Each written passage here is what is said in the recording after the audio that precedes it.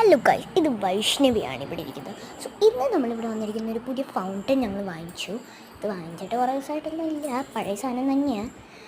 ഈ ഒരു ഫൗണ്ടനാണ് എനിക്ക് ഈ വീട്ടിൽ ഏറ്റവും ഇഷ്ടമുള്ളൊരു സാധനം. കാരണം അത്ര അടിപൊളിയായിട്ടുള്ളൊരു സാധനമാണ്. പിന്നെ പിന്നെ പിന്നെ പിന്നെ നാളെ എക്സാമാണ്, നാളെ PTA മീറ്റിംഗ്. എന്നാ കഷ്ടമാടൂ. ദൈവമേ ദൈവമേ എന്നെ ദൈവമേ നല്ല ദൈവമേ ഞാൻ 2 എക്സാം എഴുതിയില്ല. എൻ്റെ ദൈവമേ ദൈവമേ എന്നെ പാസ്സാക്കി വിട് ദൈവമേ. എന്നെ നിങ്ങൾക്ക് ഇത് ബുദ്ധിമുട്ടി. 2 എക്സാം ഞാൻ എഴുതിയില്ല, കാരണം എനിക്ക്